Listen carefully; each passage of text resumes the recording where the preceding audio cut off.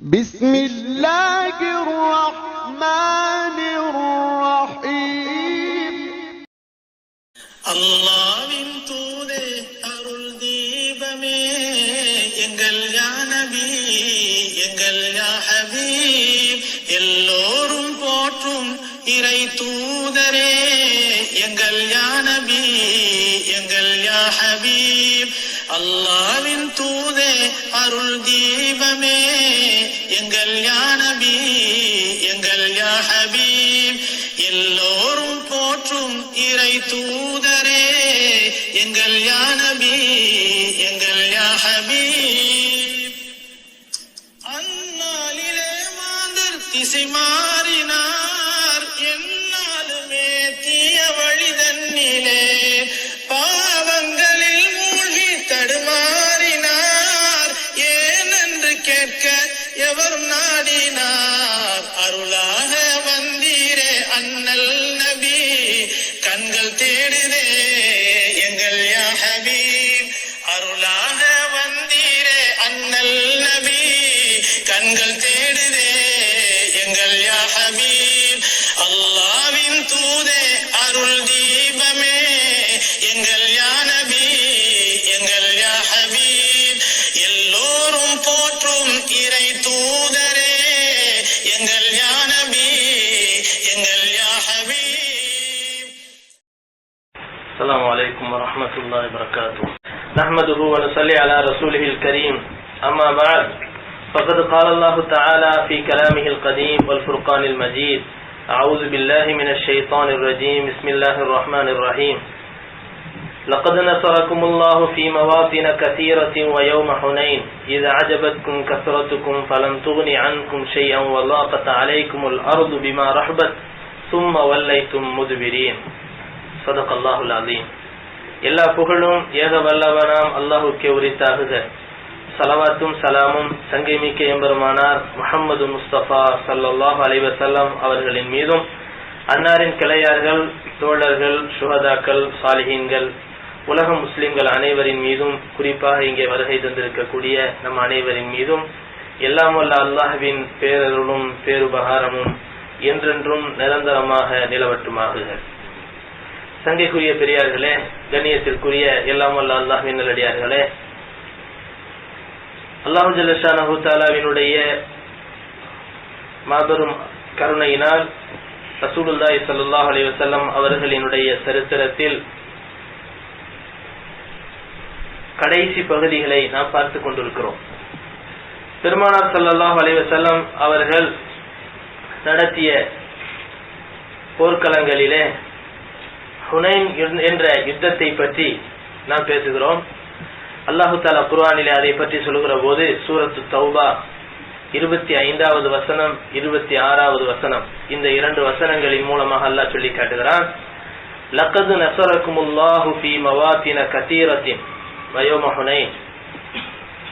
விசுவாசிகளே, நீங்கள் செய்த பல போர்க்களங்களிலே அல்லாஹு தஆலா உங்களுக்கு உதவிகளை செய்தான்.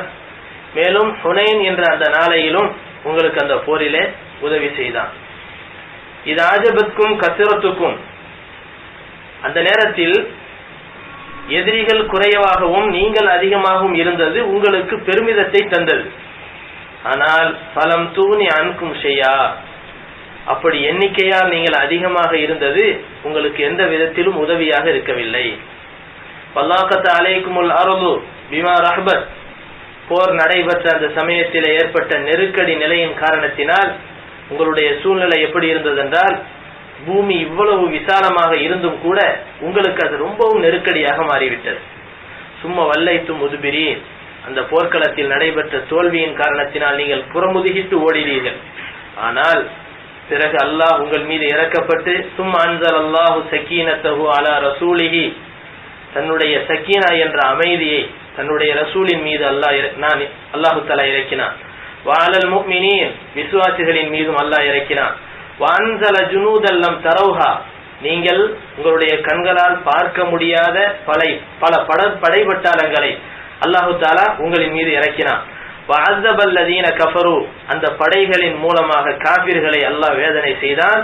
வதாலிக ஜஸாஉல் காஃபிரீன், இப்படி காபிர்களை வேதனை செய்வதுதான் அவர்களுடைய கூலியாகும் என்று அல்லாஹ் தஆலா சொல்லி காட்டினான்.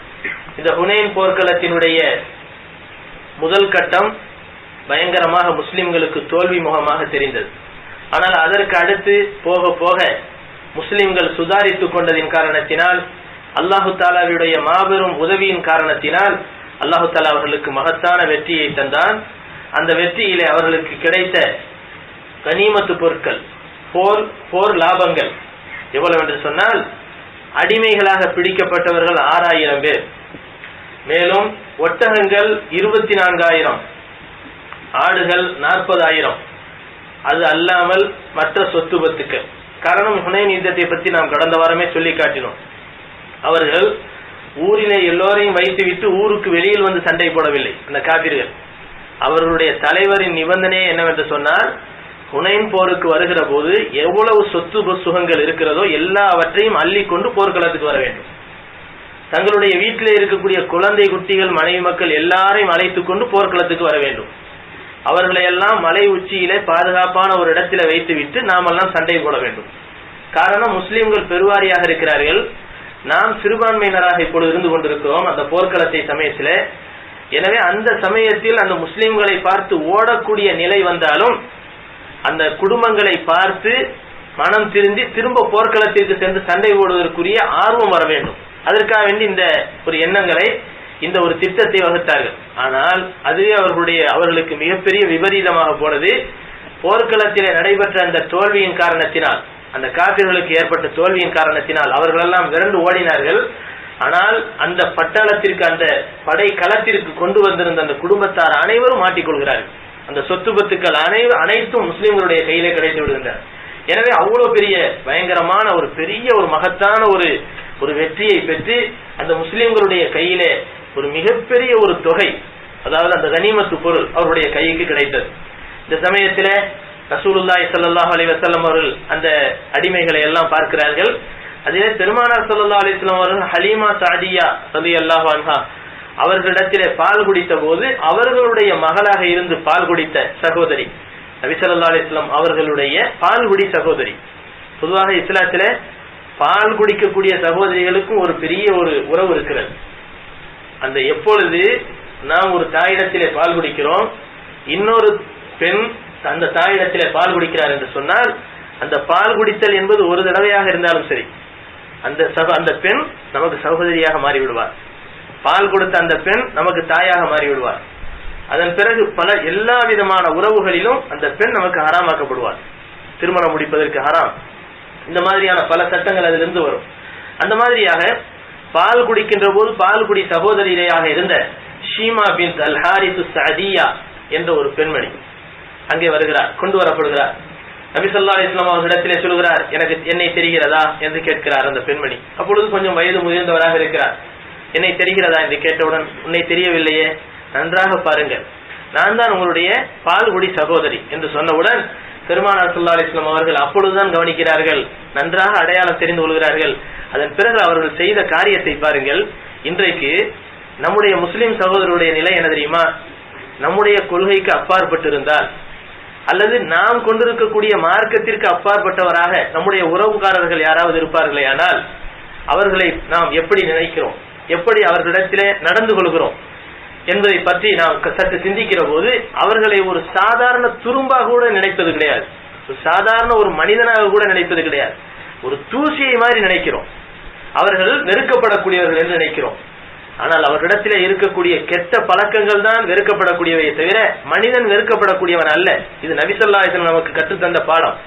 அந்த வகையில பால்குடி சகோதரி, ஒன்று விட்ட சகோதரி கூட இல்லை, பால்குடி சகோதரி, அந்த அடையாளத்தை கண்டு கொண்டதற்கு பிறகு நபியினுடைய நடவடிக்கை எப்படி இருந்தது என்றால், மேலே போட்டிருந்த துணியை கீழே எடுத்து விரிக்கிறார்கள், உட்காருங்கள் என்று சொல்கிறார்கள். என்ன உறவு வந்து விட்டது அவர்களுக்கு மத்தியில? என்ன உறவை கண்டார்கள்? என்ன எதற்காக வேண்டிய இந்த மரியாதை? அவர்களோடு ஒரு தாயிடத்தில் பால் குடித்த ஒரே ஒரு உறவு தான். அந்த உறவுக்கு செய்த மரியாதையை பார்த்தீர்களா? ஆனால் இதற்கிடையில அந்த ஷீமா இருக்கிறாரே, அந்த பெண்மணி ஒரு முஸ்லீம் ஆகவில்லை. இதை நம்ம கவனிக்கணுங்க. அந்த பெண்மணி இங்கே முஸ்லீம் ஆகவில்லை. இந்த ஹுனைன் போர்க்களத்திற்கு முன்பாக அந்த ஃபத்ஹே மக்காவுடைய நிகழ்ச்சியில எல்லாம் நான் சொல்லி காட்டினோமே கடந்த வாரங்களிலே, பல ஆயிரக்கணக்கான மக்கள் ஒன்று கூடி திரளாக வந்து இஸ்லாமை ஏற்றுக்கொண்டதற்கெல்லாம் காரணம் என்ன?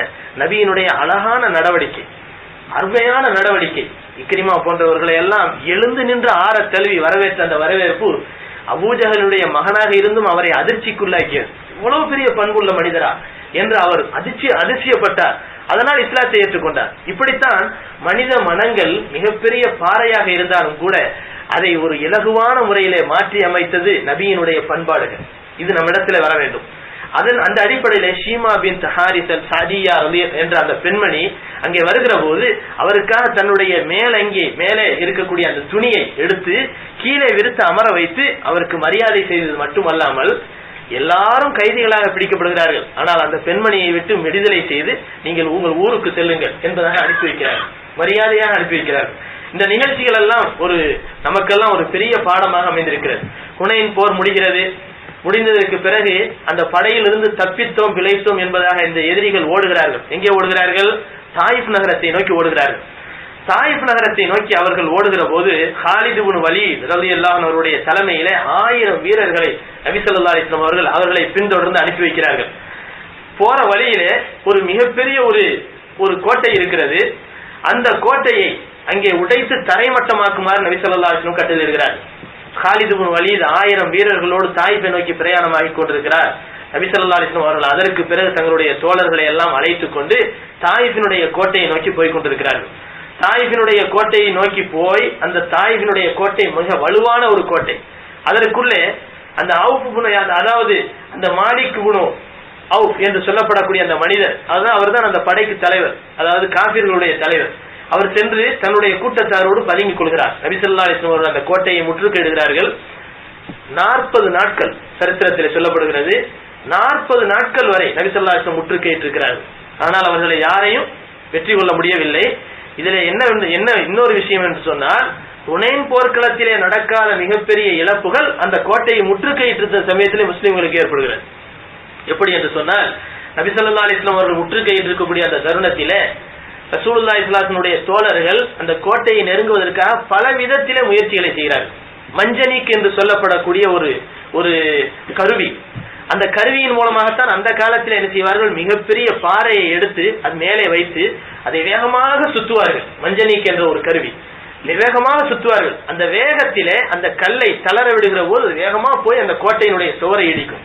இந்த மாதிரி பல மஞ்சனிக்கினுடைய அந்த கருவியை கொண்டு நபி ஸல்லல்லாஹு அலைஹி வஸல்லம் என்ன செய்கிறார்கள், கோட்டையினுடைய மதில் சுவர்களை இடிப்பதற்கு முயற்சி செய்கிறார்கள். ஆனால் ஆங்காங்கே சேதாரம் உண்டானதே தவிர முழுமையாக இடிக்க முடியவில்லை.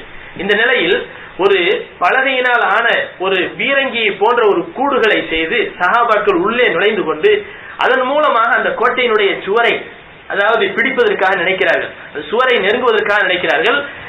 இரும்பு கொக்கிகளை கொண்டு அவர்கள் அங்கே தாக்கி அதற்குள்ளே இருக்கக்கூடிய சஹாபாக்களையும் கொள்ளுகிறார்கள். இப்படி பலவிதமான சேதங்கள், காபிர்களும் இதிலே வலுவான முறையில் ஈடுபடுகிறார்கள். இப்பொழுது அந்த தாயிஃப் நகரத்தினுடைய அந்த கோட்டையை சுற்றி அவர்கள் முற்றுகையிட்டிருக்கக்கூடிய சமயத்தில் மிகப்பெரிய ஒரு பாதிப்புகளை சஹாபாக்கள் அடைகிறார்கள்.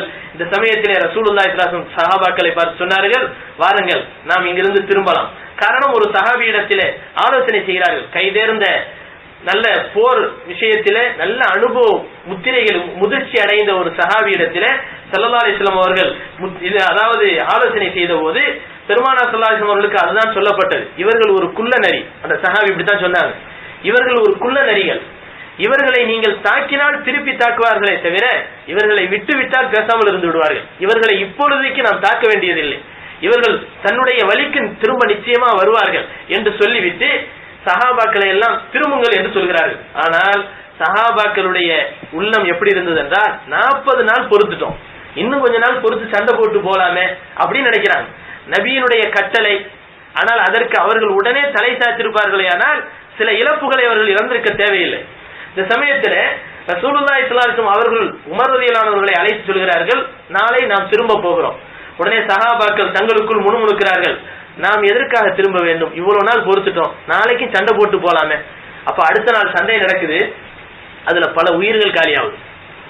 இப்ப நபி ஸல்லல்லாஹு அலைஹி வஸல்லம் அவரிடத்துல சஹாபாக்கள் ஸல்லல்லாஹு அலைஹி வஸல்லம் இந்த இழப்புகளை பார்த்துவிட்டு சொன்னார்கள், தோழர்களே நாளைக்கு திரும்பலாமா அப்படின்னு கேட்கிறாங்க. தோழர்கள் சரியா ரசூலுல்லாஹ் அப்படிங்கிறாங்க. காரணம், இழந்துட்டாங்க. இன்னைக்கு ஏற்பட்ட அந்த சண்டையில மிகப்பெரிய பாதிப்பு ஏற்பட்டுருச்சு. அடுத்த நாள் நம்ம திரும்பாம இருக்க முடியாதுங்கிற நிலைமை சஹாபாக்கள் சரின்னு சொன்ன உடனே நபி ஸல்லல்லாஹு அலைஹி வஸல்லம் அவர்கள் சிரித்தவர்களாக என்ன சொன்னார்கள்? உகுது அலல் கிதால், அதாவது இன்னா காஃபிலூன கதன் இன்ஷா அல்லாஹ், நாம் நாளைய தினத்திலே இந்த ஊரை விட்டு நாம் புறப்படுகிறோம். நாம் நேற்றைய தினம் அனுபவித்த அந்த அனுபவங்களுக்காக நாம் இன்றைக்கு திரும்புகிறோம் என்று ஸல்லல்லாஹு அலைஹி வஸல்லம் அவர்கள் சொல்லி காட்டுகிறார்கள். அதன் பிறகு ஒரு துவா ஓத சொன்னார்கள். இந்த துவா இருக்கிறதே, இது நம்ம ஒரு பிரயாணம் செய்கிறோம், பிரயாணத்திலும் நம்முடைய ஊரை நோக்கி நாம் புறப்படுவோம். ஏன்னா இந்த துவா எல்லாருமே ஓதுவாங்க. ஆயிபூன் தாயிபூன் லிரப்பினா ஹாமிதூன். ரசூலுல்லாஹி ஸல்லல்லாஹு அலைஹி வஸல்லம் சொன்னார்கள், நாங்கள் திரும்புகிறோம், அல்லாஹ்விடத்திலே பாவ மீட்சி பெறுகிறோம். ஆபிதூன், அல்லாஹ்வையே நாங்கள் வணங்குகிறோம். லிரப்பினா ஹாமிதூன், எங்களுடைய இரட்சகனை நாங்கள் புகழுகிறோம் என்பதாக சொல்லி திரும்புகிறார்கள். திரும்புகின்ற சமயத்துல அந்த தாயிப் நகர வாசிகள் செய்த எவ்வளவு பெரிய தவறு, ஹுனைன் போர்க்களத்திலும் மிகப்பெரிய பாதிப்பை உண்டாக்குகிறார்கள். அந்த காலத்துல நபிக்கு ஏற்படுத்தின மிகப்பெரிய பாதிப்பு, இதையெல்லாம் மனசுல வச்சுக்கிட்டு 40 நாள் முற்றுகையிட்டு இருந்தும் கூட பலவிதமான இழப்புகளை இழக்க வேண்டியது இருக்கிறது. இந்த மாதிரி எல்லாம் இருக்கக்கூடிய இந்த இழப்புகளுக்கு காரணம் யார்? இந்த தாயிப்பாசிகள் தானே, இந்த கோட்டைக்குள் பதுங்கி இருக்கக்கூடியவர்கள் தானே. பெருமானார் ஸல்லல்லாஹு அலைஹி வஸல்லம் அவர்களை இதையெல்லாம் மனசிலே வைத்துக் கொண்டு ஸல்லல்லாஹு அலைஹி வஸல்லம் அவர்களை பார்த்து சொன்னார்கள், யா ரசூலல்லாஹ், இந்த தாயிப்பாசிகளை சபியுங்கள். இது எப்ப சொல்லப்பட்ட வார்த்தை? இந்த வார்த்தை சொல்லப்பட்ட வார்த்தை இருக்குது, இது மதீனாவுல வந்து நபி ஸல்லல்லாஹு அலைஹி வஸல்லம் அவர்கள் ஹிஜ்ரி 8வது ஆண்டுல தாயிஃப பெரிய படைவட்டாளத்தோட நெருங்கி கொண்டிருக்கக்கூடிய அந்த சமயத்துல சஹாபாக்கள் சொல்றாங்க. ஆனா இதே வார்த்தை தான் 2 நபர்களாக இருந்தாங்க ஒரு காலத்துல. யாரு? ஸைத் இப்னு ஹாரிஸா ரலியல்லாஹு அன்ஹு அவர்களும் நபி ஸல்லல்லாஹு அலைஹி வஸல்லம் அவர்களும் தாயிஃபை நோக்கி போறாங்க, பயங்கரமா கல்லால் அடிக்கப்படுறாங்க. திரும்பி வர சமயத்துல ஜிப்ரீல் சொல்றாங்க, இந்த மக்களை நோக்கி சாபம் போடுங்க, நான் அல்லாஹ் தஆலா ஏத்துக்குவான், மலைகளை ஒன்னோடு ஒன்னா சேர்த்து நச்சிக்கிடுவான், சாபம் போடுங்க அப்படிங்கிறாங்க. அப்ப என்ன சொன்னாங்க நபி? இவர்கள் ஈமானை ஏற்றுக்கொள்ளாவிட்டாலும் இவர்களுக்கு பின்பாக ஒரு சமுதாயம் வரும், அவர்கள் என்ன ஈமான் கொள்வார்கள், எனவே இவர்களை மன்னித்து விடியா அல்லாஹ் என்று சொன்னார்களே, அதே மாதிரியான வார்த்தையை தான் இங்க சொல்றாங்க. சஹாபாக்கள் சொன்னாங்க, யா ரசூலல்லாஹ், இவங்களை சாபம் போடுங்க, லானத் பண்ணுங்க, இவங்க எவ்வளவு அநியாயம் பண்றாங்க பாருங்க, அன்னைக்கு அநியாயம் பண்றாங்க, இன்னைக்கு அநியாயம் பண்றாங்க, மக்காவே நம்ம கைக்கு வந்துருச்சு, இவன் மட்டும் அடம் பிடிக்கிறான் பாருங்க அப்படின்னு சொன்ன போது ரசூலுல்லாஹி ஸல்லல்லாஹு அலைஹி வஸல்லம் சொன்னார்கள், அல்லாஹும்ம ஹதி ஸகீஃபா வஅதி பிஹிம், யா அல்லாஹ், தாயிஃபாசியலாகிய அந்த சகீஃப் கிளையார்களுக்கு நீ ஹிதாயத்தை தருவாயாக, அவர்களை என்னிடத்திலே கொண்டு வந்து சேர்ப்பாயாக என்று பெருமானார் ஸல்லல்லாஹு அலைஹி வஸல்லம் துஆ செய்தார்கள். எவ்வளவு கருணை, எவ்வளவு அருள், எவ்வளவு இரக்கம்! நபியினுடைய உள்ளத்தை பாருங்கள், அவருடைய நடைமுறையை பாருங்கள். நம்முடைய இஸ்லாமிய சமுதாயத்திலே இப்படி ஒரு நிலை இருக்கிறதா என்பதை நாம் சற்று சிந்தித்து பார்க்க வேண்டும். பெருமானார் ஸல்லல்லாஹு அலைஹி வஸல்லம் அவர்கள் திரும்பி வர்றாங்க. இதுதான் நம்ம சொன்னோம், அதாவது கடந்த வாரம் நம்ம சொல்லி காட்டணும். ஜியாரானால வந்து தங்குறாங்க. ஜியாரானால வந்து தங்கும் போது 10 நாள் தங்குறாங்க. 10 நாளும் நபி ஒரு காரியத்தை செய்யல. போர்க்களத்திலிருந்து திரும்பி வந்த உடனே நபி செய்யக்கூடிய முதல் காரியம் என்ன தெரியுமா? அந்த போரிலே ஈட்டிய அந்த லாபங்கள், போர் லாபங்கள் இருக்கிறதே, கனிமத்து பொருட்கள், அதை பங்கு வைப்பாங்க. வழியிலே பங்கு வச்சிருவாங்க. மதீனாவுக்கு போய் தான் பங்கு வைக்கிறாங்களா கிடையாது, வழியிலே பங்கு வச்சிருவாங்க. அப்பதான் அவருடைய காயம் மாறும். உள்ளத்தால் ஏற்பட்ட அந்த சோர்வு என்ற காயம் சஹாபாக்களுக்கு ஆற வேண்டும் என்று சொன்னால், நிறைந்த அல்லாஹ்வுடைய அருள் கிடைத்தது மட்டுமல்லாமல் நிரப்பமான உலக செல்வமும் கிடைத்தால் மகிழ்ச்சி அவர்களுடைய உள்ளத்துக்கு தரும் இல்லையா? அதனால நபி ஸல்லல்லாஹு அலைஹி வஸல்லம் என்ன செஞ்சாங்க? எல்லாருக்கும் கனிமத்தை பங்கு வைப்பாங்க. ஆனா ஹுனைன் போர் முடிஞ்சு தாயிஃபினுடைய இந்த கோட்டையை விட்டு திரும்பி வந்து ஜாரானாவுல தங்கி இருக்கிறாங்க. தங்கி இருக்கக்கூடிய அந்த சமயத்துல சஹாபாக்களுக்கு அந்த 10 நாள் தங்கி இருக்கிறாங்க. 10 நாள் தங்கி இருக்கும் போது கூட அந்த கனிமத்து பொருளை பங்கு வச்சு கொடுக்கல. ஏன் தெரியுமா? கனிமத்து பொருளை பங்கு வச்சு கொடுக்காத காரணம், தாயிஃப்ல அடவிட்டு கிடக்கக்கூடிய அந்த கோட்டை வாசிகள் திரும்ப நம்மிடத்துல நிச்சயமாக வருவார்கள். காரணம், சொத்து அவர்களுடைய குடும்பம் கோத்திரம் எல்லாம் சஹாபாக்கள் கையில இருக்கு. இவங்க மட்டும் தான் மறைஞ்சிருக்கிறாங்க. யாரு வீரர்கள் வந்து இருந்தாங்களோ, அந்த போர்க்களத்திலிருந்து சண்டை போட்டாங்களோ, அவங்க மட்டும் தான் கோட்டைக்குள்ள இருக்காங்க. குடும்பம் எல்லாம் இழந்ததுக்கு பின்னால அவங்க என்னங்க இருப்பாங்க? கோட்டைக்குள்ள இருந்து என்ன பண்ண போறாங்க? அப்ப குடும்பம், கோத்திரம், வாகனங்கள், செல்வங்கள் எல்லாமே சஹாபாக்கள் கையில இருக்கு, நபியினுடைய கையில இருக்கு. அப்ப நிச்சயமா அவங்க வந்து என்ன செய்வாங்க? நம்மளை நோக்கி வருவாங்க அப்படிங்கிற எதிர்பார்ப்புல அவர்கள் வந்து விட்டால் அவர்களுக்கு மன்னிப்பு கொடுத்து அவரவர்களுடைய செல்வத்தை அவர்களிடத்தில் ஒப்படைக்க வேண்டும். இது நபியினுடைய நினைப்பு, அவர்களுடைய ஒரு எண்ணத்தோடு இது மாதிரியா தங்கியிருக்கிறார்கள். பாருங்க, எவ்வளவு பெரிய இழப்புகளை அவர்கள் கொடுத்திருந்தும் கூட நபியினுடைய உள்ளம் எப்படி இருக்குது? திரும்பி வந்துட்டாங்கன்னு சொன்னா அவங்களுக்கு அவங்களுடைய சொத்தை கொடுத்துரும், அது வரைக்கும் நம்ம கனிமத்து பொருளை பங்கு வைக்க கொடுக்க வேணாம் அப்படின்னு நினைக்கிறாங்க. 10 நாள் தங்குறாங்க. 10 நாள் தங்கி முடிச்சதுக்கு பின்னால பார்த்தா திரும்பி வரல. நபி ஸல்லல்லாஹு அலைஹி வஸல்லம் என்ன செஞ்சாங்க, சஹாபாக்களை ஒன்று கூட்டினாங்க, எல்லாருக்கும் கனிமத்து பொருளை பங்கு வச்சு கொடுத்தாங்க. எப்படி பங்கு வச்சு கொடுத்தாங்க அப்படின்னு சொன்னா, அபூ சுஃபியான், இதுதான் கடந்த வாரம் சொல்லி காட்டணும், அபூ சுஃபியான் உள்ள ஹர்புக்கு 40 ஊக்கியாக்கள் வெள்ளி 40 ஊக்கியாக்கள் வெள்ளி காசுகளை கொடுக்கிறார்கள். அது ஒரு பெரிய தொகை. அதே மாதிரி 100 ஒட்டகங்களை கொடுக்குறாங்க கனிமத்து பொருளா. அங்க கிடைச்சிருக்கக்கூடிய ஒட்டகங்களுடைய எண்ணிக்கை 24,000 ஒட்டகம். அப்ப நபி ஸல்லல்லாஹு அலைஹி வஸல்லம் அதாவது 100 ஒட்டகத்தை அவங்களுக்கு கொடுக்குறாங்க. இப்ப அபூ சுஃபியான் யாரு? இஸ்லாத்துக்கு வந்து 1 மாசம் தான் ஆகுது, 1 மாசம் கூட ஆகல. ஃபத்ஹே மக்காவுடைய சமயத்துல இஸ்லாத்துக்கு வந்தாங்க. அதுக்கு பின்னால இப்ப ஹுனைன் யுத்தத்துக்கு முதல் தடவையா வந்திருக்கிறாங்க. ஹுனைன் யுத்தத்துல முதல் தடவையா வந்து யுத்தம் செய்த அபூ சுஃபியானுக்கு எப்பேற்பட்ட கனிமத்து பொருள் பாருங்க. இதுக்கடையில அபூ சுஃபியானினால் இந்த இஸ்லாமிய மார்க்கம் இழந்த இழப்புகள் ஏராளம். காரணம் என்ன? 8வது வருஷத்துல கடைசியா வந்து ஒரு போர்க்களத்தில் கலந்திருக்கார். ஆனால் அந்த 8 வருடங்களாக நடைபெற்ற பத்ரு, உஹது, கந்தக்கு, இந்த மாதிரியான எத்தனை போர்க்களங்கள், எவ்வளவு இழப்புகள் இருக்கிறதோ எல்லாத்துக்கும் முக்கியமான காரணம் இந்த அபூ சுஃபியான் தான். எல்லா போர்க்களத்தின் தலைவர் அவர் தான். அந்த அபூ சுஃபியானுக்கு 100 ஒட்டகம். அபூ சுஃபியான் கேட்டார், யார ரசூலல்லாஹ், என் மகனுக்கு இல்லை, என்னுடைய மகனுக்கு இல்லையா அப்படின்னு கேட்டார். என்னுடைய மகன் யஸீதுக்கு இல்லையா அப்படின்னு கேட்டார். நபி ஸல்லல்லாஹு அலைஹி வஸல்லம் அந்த யஸீதுக்கு 100 ஒட்டகம் கொடுத்தாங்க. உடனே அபூ சுஃபியான் திரும்ப கேட்டார், இப்னி முஆவியா, என்னுடைய மகன் முஆவியாக்கு இல்லையா? முஆவியாவுக்கு 100 ஒட்டகம் கொடுத்தாங்க. ஒட்டகங்கிறது நம்ம நினைக்கிற மாதிரி சாதாரணமானது இல்ல. அந்த காலத்துல நம்ம இந்த காலத்துல கார் வச்சிருக்கிற மாதிரி, உயர்தரமான கார் வச்சிருக்கிற மாதிரி அந்த காலத்துல ஒருத்தருக்கு ஒட்டகம் கிடைக்கிறது. அப்போ 100 ஒட்டகம் கொடுக்கறாங்கன்னா சாதாரண விஷயமா?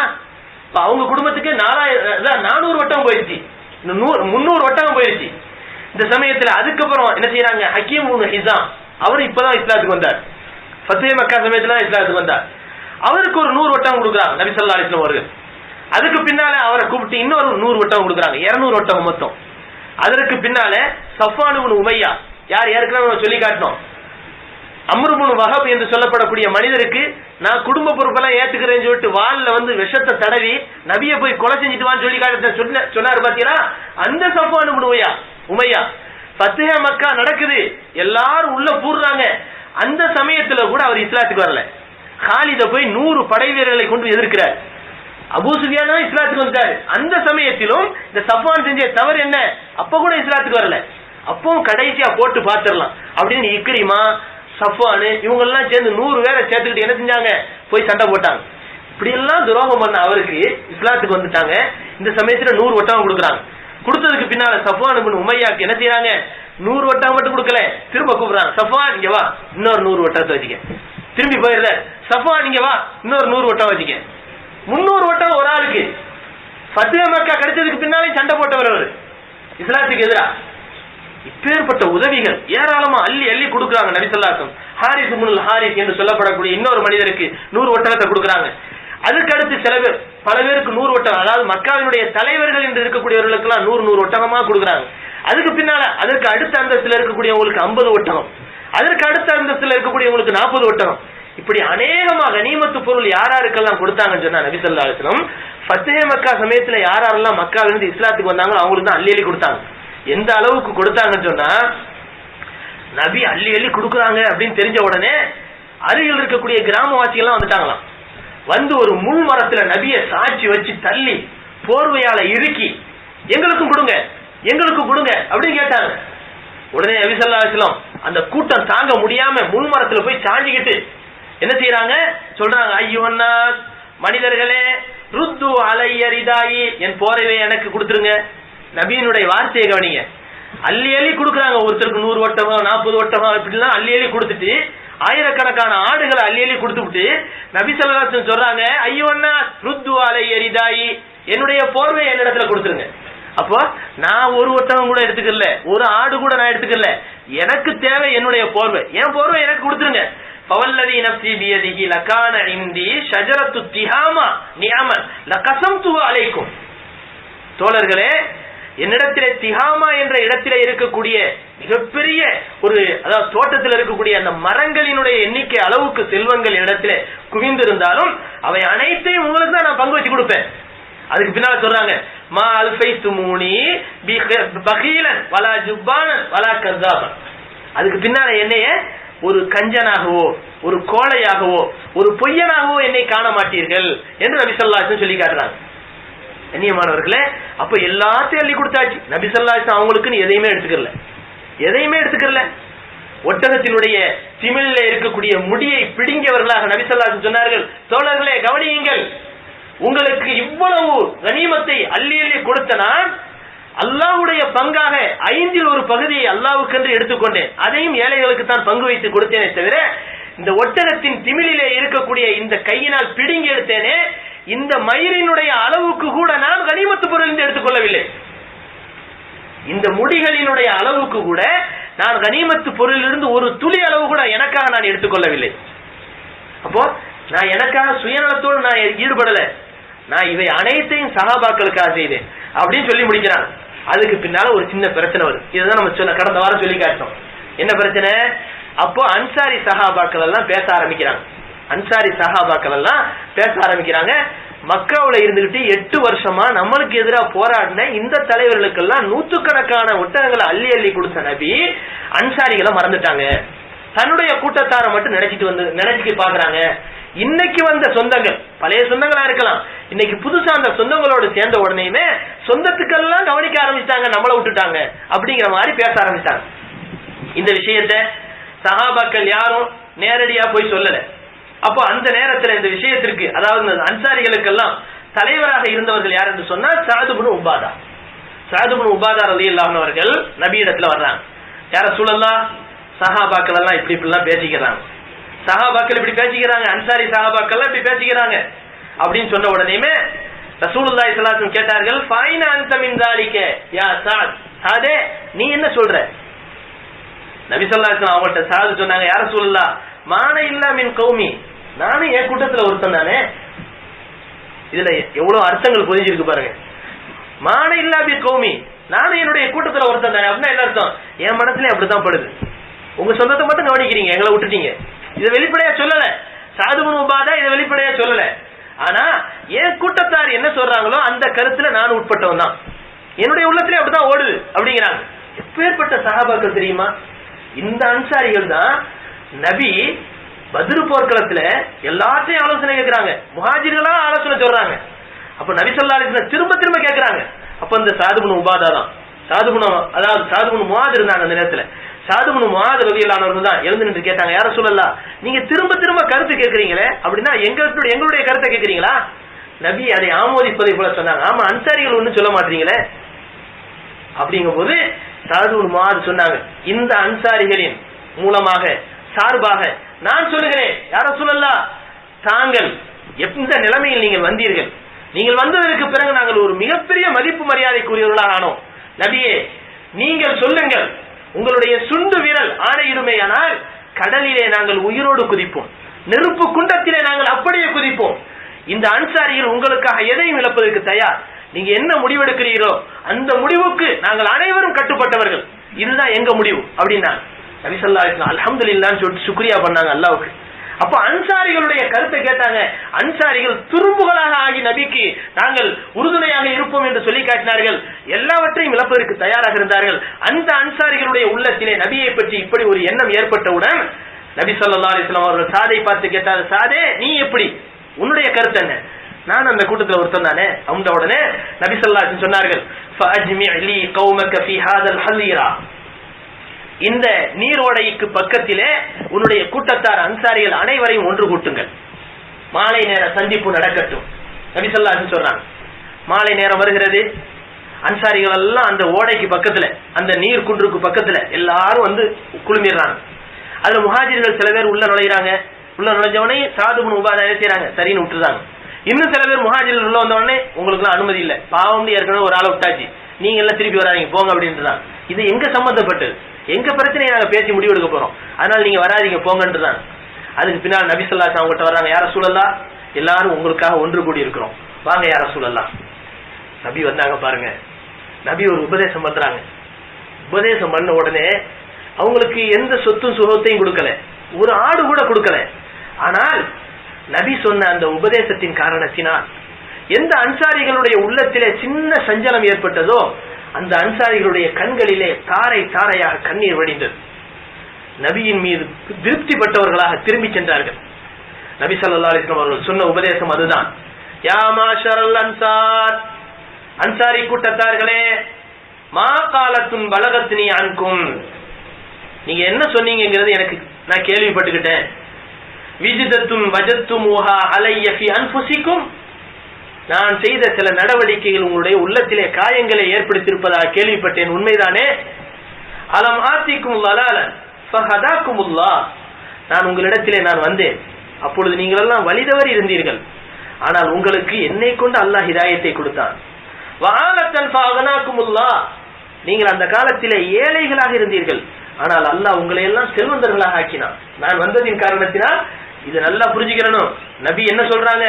நான் வந்ததால உங்களுக்கு ஹிதாயத்து கிடைச்சது, நான் வந்ததால உங்களுக்கு என்ன கிடைச்சது? செல்வம் கிடைச்சது. நபியினுடைய பரக்கத்தை பாருங்க. நம் நபி நம்மோடு வந்து விடுவார்களேயானால், நம் உள்ளத்திலே வருவார்களேயானால், அவர்களுடைய நடைமுறை கலாச்சாரம் நம்மோடு வந்து விடுமேயானால் நாமும் செல்வந்தர்கள், நாமும் ஹிதாயத்திற்குரியவர்கள். இதைத்தான் நபி சொல்கிறார்கள். நபி ஸல்லல்லாஹு அலைஹி சொல்கிறார்கள், வஆலத்தன் ஃபஅக்னாக்குமுல்லாஹ், நான் உங்களிடத்திலே வரும்போது நீங்கள் பரம ஏழைகளாக இருந்தீர்கள், அல்லாஹ் உங்களை வசதி படைத்தவர்களாக ஆக்கினான். வஅதான், உங்களுக்குள் நீங்கள் பரம விரோதிகளாக இருந்தீர்கள். ஃபஅல்லஃபல்லாஹு பைன குலூபிக்கும், நான் வந்ததின் காரணத்தினால் உங்களுடைய உள்ளங்களுக்கு மத்தியில் அல்லாஹ் ஒற்றுமை ஏற்படுத்தினான், சக நண்பர்களாக மாறி போனீர்கள். காலு, இதெல்லாம் நபி கேட்ட உடனேயுமே சஹாபாக்கள் எல்லாரும் ஒன்னா சேர்ந்து சொன்னாங்க, பலா யா ரசூலல்லாஹ், அல்லாஹு வ ரசூலுஹு அமன்னு வ அஃலலு, அல்லாஹும் அவருடைய திருத்தூதரும் எங்களுக்கு வழங்கப்பட்ட அருட்கொடைகள். எப்படி சொன்னாங்க? அல்லாஹும் அவருடைய ரசூலும் எங்களுடைய அருட்கொடைகள், எங்களோடு வந்துவிட்ட ஒரு பெரும் செல்வங்கள் அப்படிங்கிறாங்க. அப்ப அந்த உள்ளத்தை ஏற்படுத்திட்டாங்க. பத்தியா, நபிங்கிறவங்க ஒரு பெரிய செல்வம், நபியினுடைய வருகை ஒரு பெரிய செல்வம். சஹாபாக்களுக்கு எதுவுமே கொடுக்கல, 100 ஒட்டகத்துல ஒரு ஒட்டகம் கூட கொடுக்கல. ஆனா நபி சொன்ன வார்த்தைகளை பாருங்க, அந்த வார்த்தையை ஆமோதிச்சு சொல்றாங்க, அல்லாஹு வ ரசூலுஹு அமன்னு வ அஃலல், அல்லாஹும் ரசூலும் எங்களுக்கு வழங்கப்பட்ட அருட்கொடைகள், அவருடைய எங்களுடைய செல்வங்கள். அப்படின்ற உடனே பெருமானார் ஸல்லல்லாஹு அலைஹி சொன்னார்கள், அலா துஜிபுனி யா மாஷரல் அன்சார் பிமாதா நுஜிபுக யா ரசூலுல்லாஹ். சஹாபாக்கள் கேக்குறாங்க, நீங்க இன்னொரு பதில நீங்க சொல்ல வேணாமா அப்படின்னு கேக்குறாங்க. திரும்ப திரும்ப இதை கேக்குறாங்க. நான் கேட்ட கேள்விகளுக்கெல்லாம் நீங்க சரி அல்லாஹ்வும் ரசூல் எங்களுக்கு செல்வங்கள் சொல்லிட்டீங்க, இன்னொரு பதில நீங்க சொல்லுங்களேன் அப்படிங்கிறாங்க. சஹாபாக்கள் கேட்டாங்க, அன்சாரிகள், பிமாதா நுஜிபுக யா ரசூலுல்லாஹ், இதை தவிர நாங்க வேற என்ன பதில் சொல்றது? இதுதான் எங்களுடைய பதில், வேற என்ன பதில் நீங்க எதிர்பார்க்கறீங்க அப்படிங்கிறாங்க. இதோட விட்டுட்டு போனா முடிஞ்சு போச்சு தானே. நபி ஸல்லல்லாஹு அலைஹி வஸல்லம் பின்னால சொல்றாங்க, லில்லாஹி வலி ரசூலிஹி அல் மன்னு வல் ஃபض்லு கால், அல்லாஹ்வுக்கும் அல்லாஹ்வுக்காகவும் ரசூலுக்காகவும் இது அருட்கொடை என்பதை நாங்கள் ஏற்றுக்கொள்கிறோம் என்று சொல்லிவிட்டு பெருமானார் ஸல்லல்லாஹு அலைஹி வஸல்லம் அதுக்கு பின்னால சொல்றாங்க, ஹமா வல்லாஹி லவ் ஷீத்தும் லகுல்தும், அறிந்து கொள்ளுங்கள், நீங்கள் நாடினால் இப்படியும் சொல்லலாம். எப்படி? சஹாபாக்கள் சொல்றதை ஒரு உருவகப்படுத்தி நபி சொல்லி காட்டுறாங்க. நீங்க நினைச்சா இப்படி கூட சொல்லலாம். எப்படி தெரியுமா? பல சதகுத்தும், நீங்க அப்படி சொன்னா கூட நீங்க உண்மையான வார்த்தையை தான் நீங்க சொல்றீங்கன்னு அர்த்தம். அதைதரா முகல்லபன் ஃபஸத்தக்னாக, நபியே நீங்கள் எங்களிடத்திலே வந்தீர்கள், மக்கள் எல்லாம் பொய்யாக்கினார்கள், நாங்க உங்களை உண்மைப்படுத்தணும், நீங்க இப்படி சொல்லலாம். எப்படி? அன்சாரிகள் இப்படி சொல்லலாம் தானே. நபி மதீனாவுக்கு போற சமயத்துல இருந்த நிலைமையை பாருங்க. இதுதான் நபி எடுத்து காட்டுறாங்க. நான் வந்தேன் உங்களுக்கு செல்வம் கிடைச்சி, நான் வந்தேன் உங்களுக்கு ஹிதாயத்து கிடைச்சி, நான் வந்தேன் உங்களுக்கு எல்லா விதமான ஒரு நீங்க எல்லாம் எதிரிகளை எதிர்ப்பு தன்மைகளை மாறி நீங்க நண்பர்களா மாறிட்டீங்க அப்படின்னு சொன்னது மட்டும் இல்லாம நீங்க இப்படி கூட சொல்லலாம் அப்படின்னு சொல்லிட்டு சொல்றாங்க. அதைதனா முகல்லபன் ஃபஸத்தக்னாக, நீங்கள் எங்களிடத்திலே வருகிற போது மக்காவே உங்களை பொய்யாக்கியது, நாங்க உண்மைப்படுத்தி உங்களை வரவேற்றோம். நீங்கள் கைவிடப்பட்டு விட்டவர்களாக இருந்தீர்கள், துரத்தப்பட்டவர்களாக இருந்தீர்கள், நாங்கள் உங்களுக்கு உதவி செய்தோம். விரட்டப்பட்டீர்கள் உங்களுடைய சொந்த ஊரிலிருந்து, நாங்கள் உங்களுக்கு அடைக்கலம் தந்தோம்.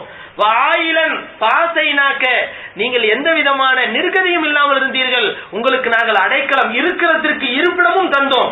அவஜத்தும் யா மாஷரல் அன்சார் ஃபீ அன்ஃபுசிக்கும் ஃபீ லுஆஅத்தின் மினத் துன்யா. நபி ஸல்லல்லாஹு அலைஹி கேட்டாரு, நீங்க இப்படி எல்லாம் சொல்லி இருந்தா கூட அது உண்மையான வார்த்தை தான். நான் உங்கள்கிட்ட வரும்போது எல்லாரும் பொய்யாக்குனாங்க, நீங்க தான் உண்மையாக்குனீங்க. எனக்கு வீடு வாசலே இல்ல, நீங்க தான் வீடு வாசல்லாம் தந்தீங்க. எல்லாரும் என்னை ஊரை விட்டு துரத்துனாங்க, எனக்கு ஊர் மதீனாவாக போச்சு. இப்படி நீங்க சொன்னா கூட அது உண்மையான வார்த்தை தான் அப்படின்னு சொல்லிட்டு நபி ஸல்லல்லாஹு அலைஹி வஸல்லம் அதுக்கு பின்னால சொல்றாங்க, யா மாஷரல் அன்சார் ஃபீ அன்ஃபுசிக்கும் ஃபீ லுஆத்தி மினத் துன்யா. அன்சாரி சஹாபாக்களே, உங்களுடைய உள்ளங்களிலே உலகத்தை பற்றிய ஒரு ஆசை ஏற்பட்டிருக்கிறது. உலகத்தை பற்றிய ஆசையினால் தான் இப்படி பேசுகிறீர்கள். தஅல்லஃப்து பிஹா கௌமன் லியுஸல்லிமு. நான் எதுக்கு இந்த தலைவர்களுக்கெல்லாம் அள்ளி அள்ளி கொடுத்தேன் தெரியுமா? நான் எதுக்கு அந்த தலைவர்களுக்கெல்லாம் அள்ளி அள்ளி கொடுத்தேன் தெரியுமா? அது இந்த சபையில வச்சு சொல்ல முடியுமா? அபூ சுஃபியான்லாம் எல்லாத்தையும் கொடுத்துட்டு போயிடுவார். அப்புறம் இதை சொன்னா அதனாலதான் அன்சாரிகளை தனியா கூப்பிட்டு அவங்கள்ட்ட பேசுறாங்க. இதெல்லாம் ராஜ நடவடிக்கைகள், ராஜ தந்திரங்கள் சொல்லுவாங்க பாருங்க. நான் எதற்காக இந்த தலைவர்களுக்கு அள்ளி அள்ளி கொடுத்தேன் ஏன் தெரியுமா? அவர்கள் புதிய முஸ்லிம்கள், அறவரையான இருக்கிறாங்க. இப்போ நான் இப்படி அள்ளி கொடுத்ததின் மூலமா பரிபூர்ணமா முஸ்லீம் ஆவாங்க.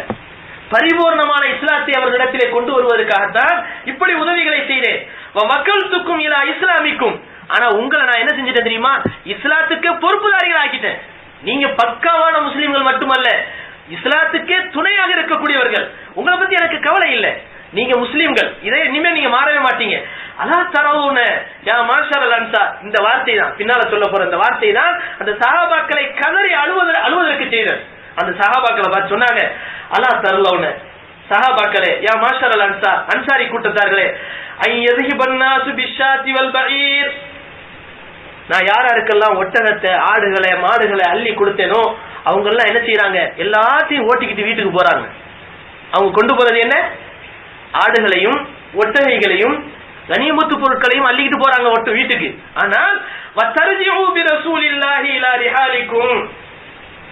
அல்லாஹ்வுடைய தூதரையும் அல்லாஹ்வையும் உங்களுடைய வீட்டுக்கு அழைத்து செல்வதற்கு நீங்க விரும்பலையா? அல்லாஹ்வையும் உங்களுடைய ரசூலையும் நீங்க உங்க வீட்டுக்கு கூட்டிட்டு போறதை நீங்க விரும்பலையா? இந்த வார்த்தையை கேட்ட உடனே சஹாபாக்கள் தேமி தேமி அழுகிறாங்க.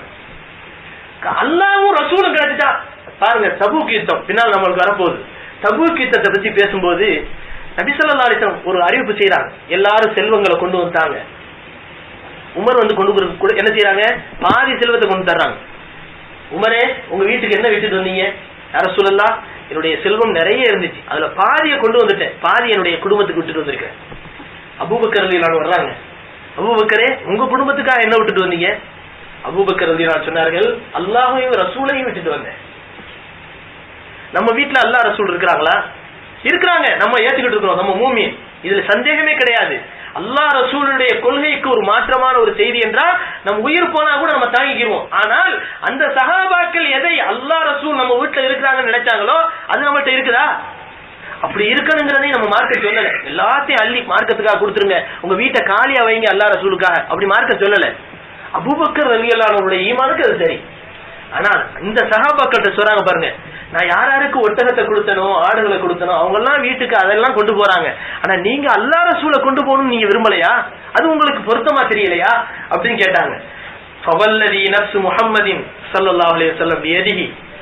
இந்த முஹம்மதினுடைய உயிர் யாருடைய கையில இருக்கிறதோ, லவ்லல் ஹிஜ்ரத்து, ஹிஜ்ரா என்ற ஒன்றுக்கு சிறப்பு என்று இல்லை என்று சொன்னால், ஹிஜ்ரத் என்ற ஒரு நிகழ்ச்சி இல்லை என்று சொன்னால், லகுந்து இம்ரான் மினல் அன்சார், அன்சாரிகளே நான் உங்களில் ஒருவனாக இருக்கத்தான் விரும்புவேன். மக்காவிலிருந்து ஹிஜ்ரத் பண்ணி வந்ததுனால முஹாஜிர்கள்ல நான் இருக்கிறேனே தவிர அப்படி ஒரு ஹிஜ்ரத் சிறப்பான ஒரு பயணம் இல்லைன்னு சொன்னா அன்சாரிகளில் ஒருவனாக நான் இருப்பதைத்தான் விரும்புவேன். அதுக்கு அடுத்து நபி ஸல்லல்லாஹு அலைஹி வஸல்லம் சொல்றாங்க, வலவ் ஸலகன்னாசு ஷுஅபன், மக்கள் எல்லாம் ஒரு பாதையில போறாங்க, உலகமே சேர்ந்து ஒரு பாதையில போகுது. வஸலகத்தில் அன்சாரு ஷுஅபன், ஆனா அன்சாரிகள் மட்டும் ஒரு கூட்டத்துல ஒரு பாதையில போறாங்கன்னு சொன்னா லஸலக்து ஷுஅபல் அன்சார், அன்சாரிகள் எந்த பாதையில போறாங்களோ அதுல நான் போவேன். நான் முஹாஜிர்கள் இருக்கிறேன்னு நினைச்சிட்டீங்களா? நீங்க மக்காவுக்கு ஆதரவா இருக்கிறேன்னு நினைச்சிட்டீங்களா? மக்காவாசிகளுக்கு ஆதரவா இருக்கிறேன்னு நினைச்சிட்டீங்களா? இன்னைக்கு நேத்து விடப்பட்ட சொந்தம் இன்னைக்கு புதுசா வந்து சேர்ந்ததுனால நான் மனசு மாறிட்டேன்னு நினைக்கிறீங்களா? இல்ல, எல்லாமே ஒரு பக்கம் போனா, அன்சாரிகளாகிய நீங்கள் மட்டும் ஒரு பக்கம் போனா உலகத்தையே விட்டுட்டு உங்க பக்கம் தான் நான் வருவேன் நபி ஸல்லல்லாஹு அலைஹி வஸல்லம் சொல்லி காட்டுறாங்க. அதுக்கப்புறம் சொன்னாங்க, அல்லாஹும்ம அர்ஹமில் அன்சார், யா அல்லாஹ் இந்த அன்சாரிகளின் மீது ரஹ்மத் செய்வாயாக, இந்த அன்சாரிகளின் மீது ரஹ்மத் செய்வாயாக. வ அப்னால் அன்சார், இந்த அன்சாரிகளினுடைய பிள்ளைகளின் மீது ரஹ்மத் செய்வாயாக. வ அப்னாஇல் அன்சார், அன்சாரிகளுடைய பிள்ளைகளின் பிள்ளைகளின் மீது ரஹ்மத் செய்வாயா. நபி சொன்ன உடனேயுமே அந்த சஹாபாக்கள் இதுமே சும்மா இருக்க முடியுமா? நம்மளாலே தாங்கிட முடியல, நம்மளுக்கு கண்ணுல கண்ணீர் வர்ற மாதிரி இருக்குது. இந்த வார்த்தைகள் சாதாரண மனுஷன் சொல்லக்கூடிய வார்த்தை இல்லைங்க, இது ஒரு அகில உலகத்தினுடைய அருட்கொடையாகிய அருள் நபி ஸல்லல்லாஹு அலைஹி வஸல்லம் வார்த்தை. நான் உங்க வீட்டுக்கு வர்றேங்கிறாங்க, எந்த செல்வம் தேவையில்லை, நானே உங்களுக்கு செல்வமா வர்றேங்கிறாங்க. இதை விட உலகத்துல வேற செல்வம் ஏதாவது தேவையா? வேற ஒண்ணுமே இல்லை. அப்படிங்கும் போது அந்த சஹாபாக்கள் அவங்கள தாங்கிட முடியல. அவருடைய தாடியெல்லாம் நனைஞ்சு போற அளவுக்கு தேமி தேமி அழுறாங்க. வக்காலு சொன்னார்கள், எங்களுடைய நபி எதை பங்கு வைத்து எங்களுக்கு கொடுத்தார்களோ அந்த பங்கை மனப்பூர்வமாக பொருந்தி கொண்டோம். அப்படின்னா என்ன அர்த்தம்? எங்க பங்குல வந்தது எங்களுடைய நபி, அந்த நபியை நாங்க பொருந்திக்கிட்டோம். எங்களுக்கு வேற எந்த பங்குமே எங்களுக்கு கிடைக்கல, அந்த பங்கு எங்களுக்கு தேவையில்லை. நாங்க பொருந்திக்கிட்ட எங்களுடைய பங்கு எங்களுடைய நபியினுடைய முஹப்பத், அது எங்களுக்கு கிடைச்சிருச்சு போதும். சும்மன் சரஃப ரசூலுல்லாஹி ஸல்லல்லாஹு அலைஹி வஸல்லம் தஃபர்ரகு. நபி திரும்பினார்கள், சஹாபாக்கள் எல்லாம் அவரவர்கள் பிரிந்து தன்னுடைய இருப்பிடத்துக்கு மன திருப்தியோடு திரும்பி சென்றார்கள். அப்ப நபியினுடைய எவ்வளவு நேக்கு போக்கான ஒரு அனுசரணையான வார்த்தைகள் அந்த சஹாபாக்களை அப்படியே பனி போல உருக செய்து விட்டது. பார்த்தீர்களா? பாறை போல அவருடைய உள்ளத்துல ஒரு பெரிய ஒரு சஞ்சலம் முட்டி மோதிக்கிட்டு இருந்துச்சு. ஆனா நபி ஸல்லல்லாஹு அலைஹி வஸல்லம் வந்து சில வார்த்தைகளை பேசின உடனேயுமே இந்த சஹாபாக்களுடைய உள்ளத்துல அப்படியே நெருடலை உண்டாக்கி கொண்டிருந்த பயங்கரமான அந்த நெருஞ்சி முள் மாதிரி இருந்த அந்த நினைவுகள் எல்லாம் அப்படியே மாறி பனித்துளிகளை மாறி ஆய் அவருடைய உள்ளங்களை குளிர வச்சிருச்சு. நபி ஸல்லல்லாஹு அலைஹி வஸல்லம் என்ன செய்றாங்க? அந்த சஹாபாக்களை திருப்திப்படுத்திய நிலைமையில அந்த இடத்தை விட்டு போறாங்க. அப்ப ஹவாஸின் என்ற கிளையார்கள் அந்த நேரத்துல தான் வர்றாங்க. இன்னொரு சம்பவம் பாருங்க. ஹவாஸின் கிளையார்கள் யாரு? அந்த தாயிஃப் வாசிகளோட சேர்ந்து சண்டை போட்டாங்கல்ல, அந்த கிளையார்கள் ஒரு முக்கியமான கிளை ஹவாஸின் கிளை. அவங்களும் எல்லாரும் தன்னுடைய குழந்தை குட்டி எல்லாரும் இழந்திருந்தாங்க. அவங்க ஒரு பெரிய ஒரு கூட்டத்தார் என்ன செய்யறாங்க? திரும்பி வர்றாங்க. வந்து நபி ஸல்லல்லாஹு அலைஹி வஸல்லம் அவங்கள்ட்ட வந்து கேட்கறாங்க, யார ரசூலல்லாஹ் அதுல யார் இருக்கிறா அப்படின்னு சொன்னா, நபி ஸல்லல்லாஹு அலைஹி வஸல்லம் அவருடைய பால்குடி தந்தையினுடைய ஒரு சிறிய தந்தை, பால்குடி தந்தை இருக்கிறார்களே, யாரிடத்திலே பால் குடித்தார்களோ அவருடைய கணவனுக்கு தம்பி அபூ ஃபுர்கான் அப்படின்ற ஒரு மனிதர் இருந்தார். அவர் தான் நபி ஸல்லல்லாஹு அலைஹி வஸல்லம் அவங்கள்ட்ட வந்து பேசுறார். பேசும்போது, யார ரசூலல்லாஹ் உங்களிடத்திலே எங்களுடைய மாமிமார்கள் இருக்கிறார்கள், தாய்மார்கள் இருக்கிறார்கள், எங்களுடைய பிள்ளைகள் இருக்கிறார்கள், மனைவிமார்கள் இருக்கிறார்கள். அவர்களை எல்லாம் நீங்க ஏதாவது செஞ்சிட்டீங்க அப்படின்னு சொன்னா நீங்க இந்த சமுதாயத்துல கலங்க உண்டாயிரும். அதனால உறவு முறைகளுக்கு மரியாதை கொடுத்து அவங்களை எல்லாம் எங்கள்கிட்ட அனுப்பி வச்சிருங்க. நபி ஸல்லல்லாஹு அலைஹி வஸல்லம் கேட்டாங்க, தோழரே உங்களுக்கு வந்து எங்களிடத்திலே கிடைத்திருக்கக்கூடிய உங்களுடைய கனிமத்து பொருள், நாங்க உங்களுடைய போரில இருந்து நாங்க பிடிங்கி இருக்கிறோம் பத்திலா, அந்த பொருள் உங்களுக்கு ஆசையா, உங்களுடைய உறவுகள் ஆசையா? அவங்க சொன்னாங்க, பொருளை வச்சு நாங்க என்ன யார சொல்ல செய்ய முடியும்? எங்களிடத்துல பொருள் வந்துருச்சுன்னு சொன்னா குழந்தை குட்டி இல்லாம நாங்க என்ன செய்ய போறோம்? அதை வச்சு எங்களுடைய செல்வங்கள் எங்களுக்கு தேவையில்லை, எங்களுடைய பிள்ளை குட்டிகள், எங்களுடைய மனைவி மக்கள், எங்களுடைய உறவுகள் தான் எங்களுக்கு தேவை, அதை மட்டும் தந்தா எங்களுக்கு போதும் அப்படிங்கிறாங்க. உடனே ரசூலுல்லாஹி ஸல்லல்லாஹு அலைஹி வஸல்லம் சொன்னாங்க, அந்த இடத்துல இவ்வளவு பெரிய தலைவராக இருந்து தனிப்பட்ட முறையில ஒரு முடிவு எடுக்கல பாருங்க. முடிவு எடுத்திருந்தா சஹாபாக்களை ஏற்றுக்கொண்டுதான் ஆகணும், ஏற்றுக்கொள்ளலைன்னா வேற நிலை. அப்படிப்பட்ட நிலையிலும் நபி ஸல்லல்லாஹு அலைஹி வஸல்லம் என்ன செய்யறாங்க? ஒரு அழகான முடிவை சொல்றாங்க. லுஹர் தொழுகைக்கு பிறகு வாருங்கள், அந்த சபையில எழுந்து நின்று சொல்லுங்கள், நபியே மூமீன்களை பரிந்துரைப்பவர்களாக உங்களிடத்திலே நாங்கள் ஆக்கி உங்களிடத்திலே கேட்கிறோம், உங்களை மூமீன்களிடத்திலே பரிந்து பேசக்கூடியவர்களாக உங்களை நாங்கள் ஆக்கி நாங்கள் கேட்கிறோம், எங்களுடைய உறவுகளை எங்களிடத்திலே ஒப்படைத்து விடுங்கள். அப்படின்னா என்ன அர்த்தம்? ரெண்டையும் சாதகமாக்குறாங்க. நபியையும் விட்டு கொடுக்கல, சஹாபாக்களை விட்டு கொடுக்கல. சஹாபாக்களை நபிகிட்ட போய் சொல்லுங்கிறாங்க, நபியே சஹாபாக்கிட்ட போய் சொல்லுங்கிறாங்க, எங்க உறவுகள் எங்களுக்கு தேவை. காரணம் என்ன? நபி ஸல்லல்லாஹு அலைஹி வஸல்லம் எல்லாரையும் பங்கு வச்சு கொடுத்துட்டாங்க, கனிமத்து முடிஞ்சிருச்சு. எல்லாரையும் இந்த பெண்கள் இந்த இன்னா இருக்கு, இந்த பிள்ளைகள் இன்னா இருக்கு, எல்லாரையும் பங்கு வச்சு கொடுத்துட்டாங்க. ஒவ்வொருத்தருக்கும் பங்கு வச்சு கொடுத்ததுக்கு பின்னால் அதையெல்லாம் திருப்பி மீட்டி கொடுக்க முடியுமா? அப்ப சஹாபாக்களுடைய மன பொருத்தத்தை பெறணும். அதுக்காக வந்து சொல்ல சொல்றாங்க. தொழுது முடிச்சதுக்கு பின்னால அந்த மனிதர்கள் வந்து சொல்றாங்க, இன்னா தஸ்தஷ்ஃபியு பிரசூலில்லாஹி இலல் முஃமினீன் வ நஸ்தஷ்ஃபியு பில் முஃமினீன இலா ரசூலில்லாஹ் அய்யருத இலைனா சபியனா. மூமின்களை எல்லாம் நாங்கள் பரிந்து பேச செய்கிறோம் நபியிடத்திலே, நபி அவர்களை மூமின்களிடத்திலே பரிந்து பேச செய்கிறோம், எங்களுடைய கைதிகளை எல்லாம் எங்களிடத்திலே ஒப்படைத்து விடுங்க என்று சொன்னவுடன் நபி ஸல்லல்லாஹு அலைஹி வஸல்லம் தோழர்களை பார்த்து சொல்றாங்க, தோழர்களே உங்களுக்கு பங்கு வச்சு கொடுத்த அந்த கைதிகளை கொடுத்துருங்க அவங்கள்ட்ட அப்படிங்கிறாங்க. ஆனா அதுலயும் எடக்கு முடக்கான சில பேர் இருக்க செய்வாங்க, புதுசாக இஸ்லாத்துக்கு வந்திருக்கிறாங்க. அப்ப அதுல ஒரு மனிதர் இருந்து சொன்னார், அதாவது அக்ரா இப்னு ஹாபிஸ் சொன்னார், அமா அனா வ பனு தமீம் ஃபலா, நானும் என்னுடைய கூட்டத்தாராகிய பனு தமீமும் கொடுக்க மாட்டோம். உவைனா இப்னு ஹிஸ்ன் சொன்னார், அமா அனா வ பனு ஃபஸாரா ஃபலா, நானும் என்னுடைய கூட்டத்தாராகிய ஃபஸாரா கிளையார்களும் எங்களுக்கு வழங்கப்பட்ட அந்த கனிமத்தை நாங்கள் கொடுக்க மாட்டோம். அப்பாஸ் இப்னு மிர்தாஸ் அப்படிங்கிற ஒரு இன்னொரு அப்பாஸ் அவர் சொன்னார், அமா அனா வ பனு சலீம் ஃபலா, நானும் என்னுடைய கூட்டத்தாராகிய, இவங்க சொன்னவங்க எல்லாம் இந்த கூட்டத்தாருடைய தலைவர்கள், பனு சலீம் கிளையார்களும் நான் கொடுக்க மாட்டோம். உடனே பனு சலீம் கிளையார்களுக்கு கோபம் வந்துருச்சு, நீ தலைவர்னா என்ன வேணாலும் பேசிடலாமா? எல்லாரும் ஒட்டு மொத்தமா எதிர்த்தாங்க. யார சொல்லலாம் கேட்டுக்கணுங்க, அப்பாஸ் இப்னு மிர்தாஸினுடைய கருத்தை தான் சொன்னார். பனு சலீம் கிளையார்களுக்கு என்னென்ன கொடுத்தீங்களோ எல்லாத்தையும் நான் கொடுத்துட்டோம். அவர் அப்பாஸ் இப்னு மிர்தாஸ் சொன்னார், என்னைய நோக வச்சுட்டீங்களே அப்படின்றார், என்னைய நோகடிச்சிட்டீங்களே, எல்லாருக்கும் முன்னால கேவலப்படுத்திட்டீங்களே அப்படின்னு சொன்னா. உடனே நபி ஸல்லல்லாஹு அலைஹி வஸல்லம் எந்திரிச்சு சொன்னாங்க, இன்னஹா உலாயில் கௌம் ஜாவு, சொன்னாங்க, தோழர்களே கொஞ்சம் யோசனை பண்ணி பாருங்க, 10 நாளா எதிர்பார்த்திருந்தோம், கனிமத்தை நமக்கு பங்கு வச்சு கொடுக்காம இருந்தோம். காரணம் என்ன? இவங்க எல்லாம் வருவாங்க, அவங்களுடைய பொருள் அவங்கள்ட்ட கொடுக்கணும்னு சொல்லிட்டு தான் பங்கு வைக்காம இருந்தோம். இப்ப இன்னைக்கு வந்திருக்கிறாங்க, அவர்கள் நம்மள்ட்ட மன்னிப்பு கேட்டு வந்திருக்கிறாங்க, அவர்கிட்ட ஒப்படைக்கிறது தான் ஒரு பெருமிதமான தன்மை, இது நம்மளுடைய கொள்கைக்கு நேரான ஒரு நல்ல வார்த்தை அப்படின்னு சொன்ன உடனே சஹாபாக்கள் எல்லாரும் ஒப்படைச்சிடறாங்க. நபி ஸல்லல்லாஹு அலைஹி வஸல்லம் பேசின உடனே சஹாபாக்கள் எல்லாரும் ஒப்படைச்சிடுறாங்க. ஒப்படைச்சதுக்கு பின்னால் அவர்கள் அனைவரும் சந்தோஷமா திரும்பி போனாங்க.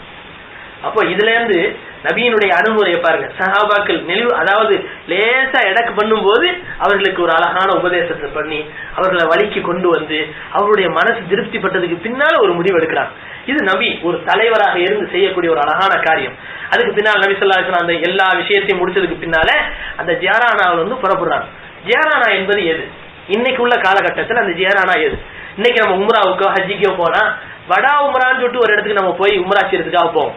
அதாவது ஆயிஷா பள்ளிக்கு போறது சோட்டா உம்ரா, அது வந்து அது கொஞ்ச தூரத்துல போய் நம்ம கஷ்டங்கள் குறைவான கஷ்டத்துல உம்ரா செய்யறதுக்காக வேண்டி யாரும் கட்டிட்டு வருது. ஆனா இது இருக்குதே, இது ஏறக்குறைய 14 கிலோமீட்டர் தூரத்துல இருக்கு, கொஞ்சம் தூரம். அதாவது இந்த தூரத்துல நபி ஸல்லல்லாஹு அலைஹி வஸல்லம் அவர்கள் அங்கிருந்து என்ன செய்யறாங்க, ஜியாரானாவில இருந்து இஹ்ராம் கட்டிக்கிட்டு போய் மக்காவுக்கு போறாங்க. இந்த ஜியாரானா என்பது 10 நாள் தங்கி இருந்ததின் காரணத்தினால் இன்னைக்கு மஸ்ஜித் ஜியாரானான்னு ஒரு பள்ளிவாசல் அங்க இருக்குது, அந்த இடத்துக்கு போனா தெரியும். அந்த அங்க இருக்கக்கூடிய ஒரு கிணறு இன்னைக்கு அது தடுக்கப்பட்டுருச்சு. அந்த கிணத்துலதான் நபி ஸல்லல்லாஹு அலைஹி வஸல்லம் தண்ணீர் அள்ளி ஒது செஞ்சது, எச்சி துப்புனது, அவங்க புழக்க வழக்கத்துக்கு எல்லாமே பயன்பட்டது அந்த தண்ணி தான். இன்னைக்கு அங்க போனா நிறைய பேர் என்ன செய்வாங்க, அந்த கிணத்துல தண்ணி எடுத்து பறக்கத்துக்காக குடிப்பாங்க. காரணம் நபி ஸல்லல்லாஹு அலைஹி வஸல்லம் புழங்கின தண்ணி அப்படிங்கிற அடிப்படையில. இந்த ஜியாரானாங்கிறது இருக்குது, இந்த இடம் பல சரித்திரங்களை உட்பட்டது. இந்த ஜியாரானா என்பது ஒரு பெண்மணியினுடைய பேர். அல்லாஹ் தஆலா குர்ஆன்ல சொல்லி காட்டுறான், வலா தகூனு கல்லதி நகலத் கஸ்லஹா மின் பாதி குவத்தின் அன்காசா.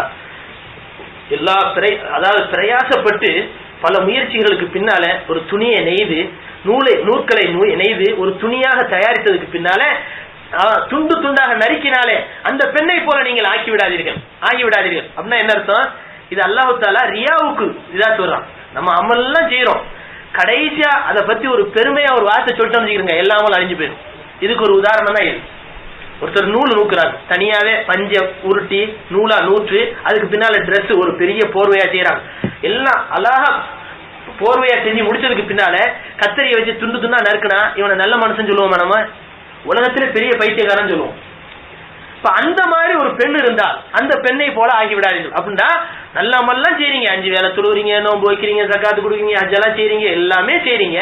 ஆனா கடைசியா அந்த அமலெல்லாம் அதாவது அழிஞ்சு போற வகையில பெருமை அடிச்சிட்டீங்கன்னு சொன்னா, எல்லாரும் பார்க்கணுங்கிறதுக்காக வேண்டி அதை செஞ்சு காட்டினீங்கன்னு சொன்னா, அந்த சின்ன ஒரு கோளாறு இருக்குதே அது இவ்வளவு பெரிய அமலையும் அழிச்சிடும். இது அல்லாஹ் தஆலா உதாரணமா சொல்லி இந்த பெண்ணை மாதிரி ஆயிடாதீங்கன்னு சொல்றோம். அந்த பெண்மணியினுடைய பேர் தான் ஜியாரானா. மக்காவுக்கு அருகில அது ஒரு கொஞ்சம் பைத்திய மாதிரி இருந்த ஒரு மனம் பேதலித்த ஒரு பெண்மணி துணியை நெய்து அதை கட் பண்ணக்கூடியவளாக இருந்தார். இது ஒரு வயதான மூதாட்டியாக இருந்தார். அந்த பெண்ணினுடைய பேர் தான் அந்த கிராமத்தினுடைய பேர், ஜியாரானான்னு பேர் வைக்கப்பட்டிருந்துச்சு. இப்ப இந்த மாதிரியான சரித்திரங்களை எல்லாம் நபி ஸல்லல்லாஹு அலைஹி வஸல்லம் அந்த இடத்துல வச்சு செஞ்சிருக்கிறாங்க. அந்த அதாவது இந்த கனிமத்து பொருள் பங்கு வச்சது, சஹாபாக்களை ஒன்று கூட்டினது, உபதேசம் பண்ணது, கண்ணீர் வெடிச்சது, சஹாபாக்கள் திருப்தியோட திரும்பி பட்டு போனது, இந்த நிகழ்ச்சிகள் எல்லாம் அந்த ஜியாரானாவுக்கு போகும்போது நம்ம என்ன செய்யணும் நினைச்சு பார்க்கணும். நபி இந்த இடத்துல இப்படிலாம் நடந்தாங்க, எத்தனை நிகழ்ச்சிகளை உள்ளடக்கி இருக்கிறது இந்த இடம் அப்படிங்கறது. அது மட்டுமல்ல, மக்காவாசிகளுக்கு உம்ராவினுடைய எல்லை அதான், இஹ்ராமினுடைய எல்லை. மக்காவாசிகளுக்கு உள்ளூர் மக்கள் தானே அவங்க போய் எங்க ஏறாம் கட்டுவாங்க? உள்ளூர்லயே ஏறாம் கட்டிட்டு உள்ள போய் உம்ராவுக்கு போனா ஏற்றுக்கொள்ளப்படாது. அவங்க பிரயாணப்பட்டு ஜியாரானுக்கு வரணும். வந்து அங்க ஏறாம் கட்டிட்டு உள்ள போனாதான் அவங்களுடைய ஏறாம் ஏற்றுக்கொள்ளப்படும், உம்ரா ஏற்றுக்கொள்ளப்படும். அப்போ மக்காவாசிகளுக்கு வைக்கப்பட்ட ஏறாமினுடைய எல்லை தான் ஜியாரானா என்பது. இப்போ பல சரித்திரங்களை உட்படுத்திய நிலைமையில இருக்கக்கூடியதுதான் இந்த ஜியாரானா என்பது. அதுக்கு பின்னால நபி ஸல்லல்லாஹு அலைஹி வஸல்லம் அவர்கள் என்ன செய்யறாங்க? தன்னுடைய ஊருக்கு, அதாவது மக்காவுக்கு போறாங்க. அங்க கட்டின இஹ்ராமோட போய் உம்ரா செய்யறாங்க. உம்ரா செஞ்சுட்டு என்ன செய்யறாங்க? மதீனாவுக்கு புறப்பட்டு போயிடுறாங்க. இது எப்ப நடந்துச்சு? நபி ஸல்லல்லாஹு அலைஹி வஸல்லம் மதீனாவுக்கு போய் சேரும் போது ஹிஜ்ரி 8வது வருஷம் துல்காதா மாதம் பிறை முடிந்து துல்ஹஜ் பிறக்க போற சமயத்துல மதீனாவுல போய் சேர்றாங்க. அப்போட ஹஜ்ஜை செய்யல பாருங்க. இங்க நல்லா யோசனை பண்ண, நபி ஸல்லல்லாஹு அலைஹி வஸல்லம் கையிலேயே மக்கா காபா வந்துருச்சு. இன்னமே யாரும் எதிர்ப்பு தெரிவிக்க முடியாது. ஆனா நபி என்ன செய்யல? துல்காதா மாசத்துக்கும் துல்ஹஜ் மாசத்துக்கும் எவ்வளவு நாள் இருக்குது? இது பெற முடிய போகுது, இது பெற ஆரம்பிக்க போகுது. இப்ப ஏறக்குறைய அவங்க எஹ்ராம் கட்டுறதுக்கு, ஹஜ்ஜிக்கா எஹ்ராம் கட்டுறதுக்கு ஏறக்குறைய 6 நாள் தான் இருக்குது, 7 நாள் இருக்குது. இந்த நிலைமையில் நபி ஸல்லல்லாஹு அலைஹி வஸல்லம் என்ன செஞ்சிடறாங்க? உத்தாப் இப்னு உசைர் என்று சொல்லப்படக்கூடிய ஒரு மனிதரை மக்காவினுடைய ஆளுநராக ஆக்கி அங்கே பொறுப்புதாரியாகி விட்டு பெருமானார் ஸல்லல்லாஹு அலைஹி வஸல்லம் என்ன செஞ்சிடறாங்க? மதீனாவுக்கு போயிடுறாங்க. ஆனா மதீனாவுக்கு போனதுக்கு பின்னால நபி ஸல்லல்லாஹு அலைஹி வஸல்லம் ஹஜ்ஜத்துல் வதாவுக்கு வர்றாங்களே, அது எந்த நிலைமையில வந்தாங்க? அதை பார்க்கும்போது இந்த நடவடிக்கை நம்மளுக்கு ஒரு விளக்கத்தை தருது. அது என்ன அப்படின்னு சொன்னா, நபி ஸல்லல்லாஹு அலைஹி வஸல்லம் நபி வர்றதுக்கு முன்னால சஹாபாக்களை அனுப்புறாங்க. அனுப்பி இந்த வருடம் முதல் யாரும் காபிர்கள் ஹஜ்ஜிக்கு வரக்கூடாது, முஷ்ரிக்குகள் ஹஜ்ஜிக்கு வரக்கூடாது, முஸ்லிம்களை தவிர யாரும் இந்த எல்லைக்குள் நுழையக்கூடாது என்ற ஒரு பரிசுத்த தன்மையை உருவாக்கிவிட்டு அதுக்கு பின்னால்தான் நபி ஸல்லல்லாஹு அலைஹி வஸல்லம் அடுத்த வருஷம் ஹஜ்ஜிக்கு வர்றாங்க.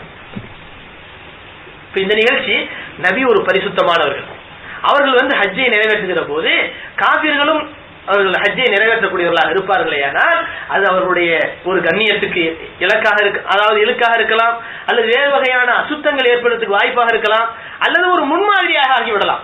நபி தவாப் செய்யும் போது காபிரும் செஞ்சாங்க அப்படிங்கிற மாதிரி ஒரு முன்மாதிரி. ஏதோ ஒரு ஹிக்மத்துல நபி ஸல்லல்லாஹு அலைஹி வஸல்லம் என்ன செய்யறாங்க? முதல்ல மக்காவை பரிசுத்தப்படுத்துறாங்க, காபாவை பரிசுத்தப்படுத்துறாங்க. காபிர்கள் யாரும் நுழையக்கூடாது, அல்லாஹ்வை மறுக்கக்கூடிய இணை வைப்பாளர்கள் யாரும் நுழையக்கூடாதுங்க ஒரு பொதுவான சட்டத்தை உருவாக்குனதுக்கு பின்னால அந்த ஹரமுடைய எல்லைகளை அப்படியே பரிசுத்தப்படுத்தியதுக்கு பின்னால் நபி ஹஜ்ஜிக்கு வருகிறார்கள். அதுதான் ஹஜ்ஜத்துல் வதா. நபி ஸல்லல்லாஹு அலைஹி வஸல்லம் வந்த முதல் ஹஜ்ஜும் கடைசி ஹஜ்ஜும் அதுதான். வேற எந்த ஹஜ்ஜுமே நபி ஸல்லல்லாஹு அலைஹி வஸல்லம் செய்யல, ஒரே ஹஜ் தான் செஞ்சாங்க. அது பின்னால இன்ஷா அல்லாஹ் சொல்லப்படும். அதுக்கு பின்னால போனதுக்கு பின்னால நபி ஸல்லல்லாஹு அலைஹி வஸல்லம் அவர்களுக்கு எதிர்ப்பு முழுமையாக குறைந்து விட்டது, போய்விட்டது. மதீனாவுக்கு போறாங்க, மக்காவும் கிடைச்சிருச்சு, மதீனாவும் கிடைச்சிருச்சு, சுற்று வட்டாரங்கள் எல்லாரும் இஸ்லாத்துக்கு வந்துட்டாங்க. இனிமேல் எதிர்ப்புகள் எதுவுமே கிடையாது. இந்த நிலைமையில நபி ஸல்லல்லாஹு அலைஹி வஸல்லம் அவர்கள் ஒரு திருப்திகரமான நிலைமையில போய் சும்மா உட்கார்ந்துடல. அதுக்கு பின்னால பல படைப்பட்டாளைகளை அனுப்பி வைக்கிறார்கள். இப்ப அனுப்பி வைக்கிற சமயத்துல பலவிதமான நிகழ்ச்சிகள், அதுல முக்கியமான நிகழ்ச்சி தான் தபூக்கு போர்க்கலாம். தபூக்கு போர் இருக்குது, நம்ம ஏற்கனவே நம்ம சொல்லி இருக்கிறோம். அதாவது தபூக்கு போர்க்களத்துக்கு முன்னால இன்னொரு விஷயம், நபி ஸல்லல்லாஹு அலைஹி வஸல்லம் பல சின்ன சின்ன படைகளை அனுப்பினார்கள். அந்த படைகளில் ஒரு முக்கியமான படை என்னன்னு சொன்னா, அலி ரலியல்லாஹு அன்ஹு அவர்களுடைய தலைமையில 150 வீரர்களை என்ன செய்யறாங்க? ஒரு தை என்ற ஒரு பனு தமீம் கிளையார்களை எதிர்த்து அனுப்புறாங்க. பனு தமீம் கிளையார்கள் ஒரு முக்கியமான கிளையார்கள். இப்ப அந்த பனு தமீம் கிளையார்களை எதிர்த்து அனுப்புறாங்க. நபி ஸல்லல்லாஹு அலைஹி வஸல்லம் அனுப்பும் போது அவர்கள் பாராமுகமா இருப்பாங்க. இரவோட இரவா அவங்களை போய் தாக்கி என்ன செஞ்சிருங்க. அவங்க காரணம் என்ன? ஜிஸியா வரி கொடுக்காம இருந்தாங்க. இஸ்லாமிய அரசாங்கம் வந்துட்டா மாற்று மதத்தவர்கள் வசிக்கக்கூடியவர்களாக இருப்பார்கள், ஏன்னால் அவங்க ஜிஸியா வரி கட்டணும். அந்த நாட்டில் வசிக்கிறதுக்காக வேண்டி, அமைதிக்காக வேண்டி, அவருடைய பாதுகாப்புக்காக வேண்டி ஜிஸியா வரி கட்டியாகும். முஸ்லீமா இருந்தா ஜக்காத் வரி. இப்படித்தான் இருந்துச்சு. இது ஏற்றத்தாழ்வு கிடையாதுங்க. அவங்க முஸ்லீம்களுடைய எந்த விதமான அச்சுறுத்தலும் இல்லாம வாழணும் சொன்னா இந்த பாதுகாப்பு வரி, இதுதான் ஜிஸியா வரிங்கிறது. இதை நாங்க கட்ட மாட்டோம்னு அடம் பிடிச்சாங்க. யாரு? பனு தமீம் கிளையாரு. நபி ஸல்லல்லாஹு அலைஹி வஸல்லம் சும்மா வந்த உடனே அடாவடித்தனமா என்ன செய்யல, படையை அனுப்பி வைக்கல. அவங்கள்ட்ட கேட்டு அனுப்புனாங்க, நாங்க கொடுக்க மாட்டோம், நாங்க உங்களுக்கு ஏன் கொடுக்கணும் அப்படிங்கிற மாதிரி என்னமோ வசனம் பேசினாங்க. பேசின உடனே நபி ஸல்லல்லாஹு அலைஹி வஸல்லம் என்ன செஞ்சாங்க? அலி ரலியல்லாஹு தலைமையில 150 வீரர்களை அனுப்பி வச்சாங்க.